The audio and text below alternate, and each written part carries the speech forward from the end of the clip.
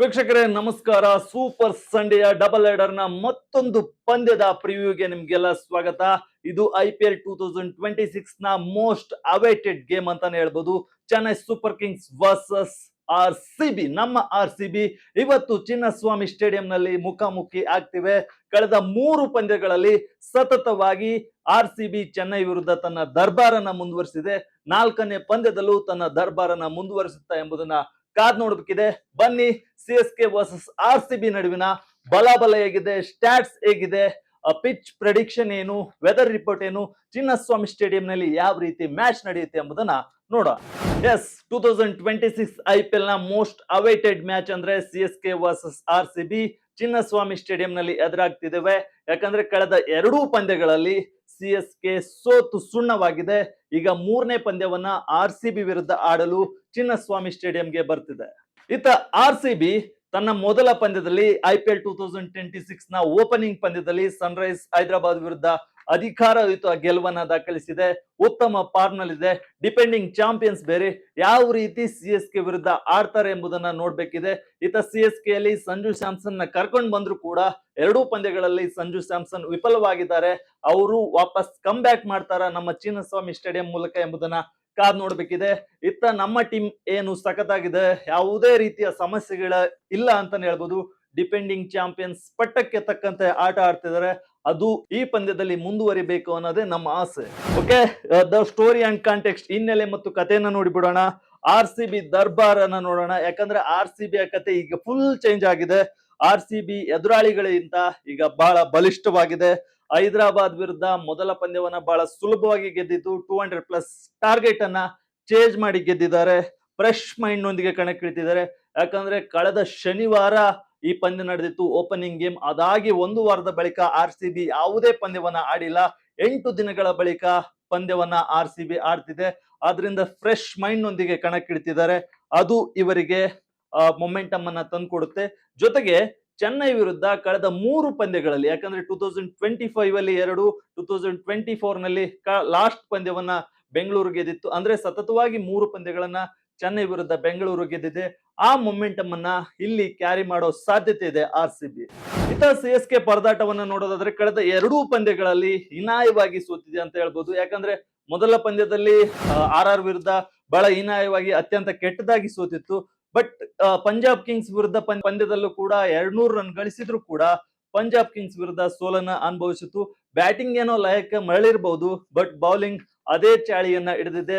ಉತ್ತಮ ಬೌಲರ್ಗಳು ಇಲ್ಲ. ಅದು CSKಗೆ ಕಂಟಕವಾದ್ರೆ RCBಗೆ ಫೇವರ್ ಆಗೋದು ಖಂಡಿತ. ಈಗ ಟೀಮ್ ಅನಾಲಿಸಿಸ್ ಕಡೆ ಬರೋಣ. ಮೊದಲಿಗೆ ರಾಯಲ್ ಚಾಲೆಂಜರ್ಸ್ ಬೆಂಗಳೂರನ್ನ ನೋಡ್ಬಿಡೋಣ. ಬಲಿಷ್ಠ ಪಡೆ ಅಂತಾನೆ ಹೇಳ್ಬೋದು.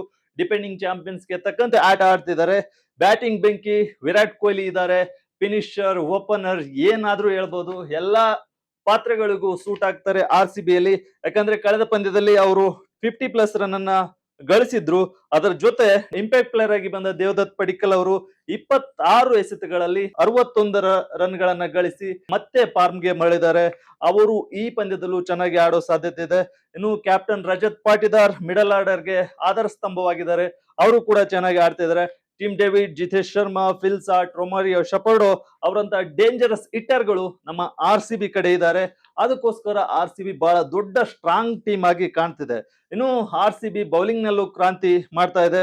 RCB ಬೌಲಿಂಗ್ ಯಾವಾಗ್ಲೂ ಹೇಳ್ತಿದ್ರು RCB ಬೌಲಿಂಗ್ ವೀಕ್ ಇದೆ ಅಂತ. ಬಟ್ ಈ ಸಲ RCB ಬೌಲಿಂಗ್ ಸ್ಟ್ರಾಂಗ್ ಆಗಿ ಕಾಣ್ತಿದೆ. ಜೋಸ್ ಎಜಲೂಡ್ ಇಲ್ದಿದ್ರು ಕೂಡ ಜೇಕಬ್ ಡಪ್ಪಿ ಅವರ ಆಲ್ಟರ್ನೇಟಿವ್ ಆಗಿ ಟೀಮ್ಗೆ ಸೇರಿದ್ರು. ಕಳೆದ ಪಂದ್ಯದಲ್ಲೇ ತಮ್ಮ ಚಾಕುಚಕ್ಯತೆಯನ್ನ ತೋರಿಸಿದ್ದಾರೆ. 3 ವಿಕೆಟ್ ಅನ್ನ ಕಿತ್ತಿದ್ದಾರೆ. ಅದು ಕೂಡ ಓಪನಿಂಗ್ ಸ್ಲಾಟ್ ಅಲ್ಲಿ ಯಾರ್ಯಾರು ಬಂದಿದ್ರು ಮೊದಲ 3 ಬ್ಯಾಟ್ಸ್ಮನ್ಗಳು, ಆ 3 ಬ್ಯಾಟ್ಸ್ಮನ್ ಗಳನ್ನ ಜೇಕಬ್ ಡಬ್ಬಿ ಕಿತ್ತಿದ್ದಾರೆ. ಅದ್ರ ಜೊತೆ ಭುವನೇಶ್ವರ್ ಕುಮಾರ್ ಚೆನ್ನಾಗಿ ಸ್ವಿಂಗ್ ಮೂಲಕ ಆಡ್ತಿದ್ದಾರೆ. ಕೃಣಾಲ್ ಪಾಂಡ್ಯ, ಸುಯೇಶ್ ಶರ್ಮಾ ಅವರು ಕೂಡ ಚೆನ್ನಾಗಿ ಆಗ್ತಾ ಟೀಮ್ ಬ್ಯಾಲೆನ್ಸ್ ಅನ್ನ ಮಾಡ್ತಿದ್ದಾರೆ. ಈ ಮೂಲಕ ಬ್ಯಾಟಿಂಗ್ ಮತ್ತು ಬೌಲಿಂಗ್ ನಲ್ಲಿ RCB ಸ್ಟ್ರಾಂಗ್ ಆಗಿ ಕಾಣುತ್ತಿದೆ CSKಗಿಂತ. ಆದ್ರಿಂದ ಈ ಮ್ಯಾಚ್ ನ ಫೇವರೇಟ್ ಕೂಡ RCB ಆಗುತ್ತೆ.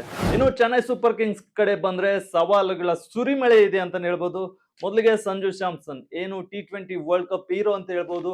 ಯಾಕಂದ್ರೆ T20 ವರ್ಲ್ಡ್ ಕಪ್ ನ ಲಾಸ್ಟ್ 3 ನಾಕ್ಔಟ್ ಮ್ಯಾಚ್ ಗಳಲ್ಲಿ 50+ ಅಲ್ಲ 80+ ರನ್ ಅನ್ನ ಸಂಜು ಸ್ಯಾಮ್ಸನ್ ಗಳಿಸಿದ್ರು. Team of the man of the tournament ಕೂಡ ಆಗಿದ್ರು. ಬಟ್ ಕಳೆದ ಎರಡೂ ಪಂದ್ಯಗಳಲ್ಲಿ ಕೂಡ ಅವರು ಹೆಚ್ಚಿನ ರನ್ ಗಳಿಸಲು ಸಾಧ್ಯವಾಗಿಲ್ಲ. ರಾಜಸ್ಥಾನ್ ರಾಯಲ್ಸ್ ನಿಂದ ಬಹಳ ದೊಡ್ಡ ಮೊತ್ತವನ್ನ ಕೊಟ್ಟು ಚೆನ್ನೈ ಸೂಪರ್ ಕಿಂಗ್ಸ್ ತನ್ನ ತಂಡಕ್ಕೆ ಸಂಜು ಸ್ಯಾಮ್ಸನ್ ಅವರನ್ನ ಸೇರಿಸಿಕೊಂಡಿದೆ. ಬಟ್ ಆದ್ರೆ ಎರಡೂ ಪಂದ್ಯಗಳಲ್ಲಿ ಎರಡಂಕಿಯನ್ನ ಸಂಜು ಸ್ಯಾಮ್ಸನ್ ದಾಟಲು ವಿಫಲವಾಗಿದ್ದಾರೆ. ಅವರು ತಮ್ಮ ಲಯವನ್ನ ಕಂಡುಕೊಳ್ಬೇಕಾದ ಅನಿವಾರ್ಯತೆ ಚೆನ್ನೈಗೆ ಅನಿವಾರ್ಯತೆ ಆಗಿದೆ ಅಂತಾನೆ ಹೇಳ್ಬೋದು. ಇನ್ನು ಮಿಡಲ್ ಆರ್ಡರ್ ನಲ್ಲಿ ಆಯುಷ್ ಮಾತ್ರೆ ವಾಪಸ್ ಫಾರ್ಮ್ ಗೆ ಬಂದಿದ್ದಾರೆ. ಸರ್ಫರಾಜ್ ಖಾನ್ ಚೆನ್ನಾಗಿ ಆಡಿದ್ದಾರೆ. ಶಿವಮ್ ದುಬೆ ಕೂಡ ಚೆನ್ನಾಗಿ ಆಡಿದ್ದಾರೆ. ಈ ಮೂರು ಜನ ಯಾವ ರೀತಿ ಆಡ್ತಾರೆ ಅನ್ನೋದ್ರ ಮೇಲೆ RCB ಪಂದ್ಯದ ವಿರುದ್ಧ ಗೆಲ್ಲೋ ಸಾಧ್ಯತೆ ಇರುತ್ತೆ. RCB ಪಂದ್ಯದ ವಿರುದ್ಧ ಪ್ರಾಬಲ್ಯವನ್ನ ಸಾಧಿಸೋ ಇರುತ್ತೆ. ಇನ್ನು ಬೌಲಿಂಗ್ ವೈಫಲ್ಯ ಅಂತ ನಾವು ನೋಡ್ಲೇಬೇಕು. ಯಾಕಂದ್ರೆ ಚೆನ್ನೈ ಬೌಲರ್ಗಳು ಕಳೆದ ಪಂಜಾಬ್ ಕಿಂಗ್ಸ್ ವಿರುದ್ಧ 200+ ರನ್ ಅನ್ನ ಡಿಪೆಂಡ್ ಮಾಡ್ಕೊಳ್ಳಲು ಅವರಿಗೆ ಆಗ್ಲಿಲ್ಲ. ಕಳೆದ ಎರಡು ಪಂದ್ಯಗಳಲ್ಲಿ 338 ರನ್ಗಳನ್ನ ಬಿಟ್ಕೊಟ್ಟು ಕೇವಲ 7 ವಿಕೆಟ್ ಅನ್ನ ಚೆನ್ನೈ ಬೌಲರ್ಗಳು ಪಡೆದಿದ್ದಾರೆ. Noor Ahmad, Rahul Chahar, Matt Henry, Khaleel Ahmed wicket ಕೀಳಲು ಪರದಾಡ್ತಿರೋದು ತಂಡದ ದೊಡ್ಡ ತಲೆನೋವಾಗಿದೆ. ಇದು CSKಗೆ ದೊಡ್ಡ ತಲೆನೋವಾದ್ರೆ RCBಗೆ ಫೇವರ್ ಆಗೋದು ಖಂಡಿತ. ಇನ್ನು ಪಿಚ್ ರಿಪೋರ್ಟ್ ಕಡೆ ಬರ್ತಾ ಹೋದ್ರೆ ನಮ್ಮ ಚಿನ್ನಸ್ವಾಮಿ ಸ್ಟೇಡಿಯಂ ನಲ್ಲಿ ಈ ಪಂದ್ಯ ನಡೀತಿದೆ. ನಮ್ಮ ಚಿನ್ನಸ್ವಾಮಿ ಸ್ಟೇಡಿಯಂ ಅನ್ನ ನೀವು ನೋಡೇ ಇರ್ತೀರಿ. ಯಾಕಂದ್ರೆ ಸಣ್ಣ ಬೌಂಡ್ರಿಗಳ ಗ್ರೌಂಡ್ ಅಂತಾನೆ ಹೇಳ್ಬೋದು. ಬ್ಯಾಟರ್ ಗಳ ಪಾಲಿಗೆ ಸ್ವರ್ಗ, ಬೌಲರ್ ಗಳ ಪಾಲಿಗೆ ನರಕ ಅಂತಾನೆ ಹೇಳ್ಬೋದು. ಇಲ್ಲಿ ಪ್ರತಿ ಮ್ಯಾಚ್ ಅಲ್ಲೂ 200+ ರನ್ ಬರೋದು ರೂಢಿ. ಈ ಪಂದ್ಯದಲ್ಲೂ 200+ ರನ್ ಬರೋದು ಸಾಧ್ಯತೆ ಜಾಸ್ತಿನೇ ಇದೆ. RCB ಮೊದಲು ಆಡುತ್ತೋ CSK ಆಡುತ್ತೋ ಗೊತ್ತಿಲ್ಲ. CSK ಏನಾದ್ರೂ ಮೊದಲಾಡಿದ್ರೆ ತನ್ನ ಫಾರ್ಮ್ ಗೆ ಮರಳೋ ಸಾಧ್ಯತೆ ಇದೆ. ನೋಡ್ಬೇಕು ಏನಾಗುತ್ತೆ ಅಂತ.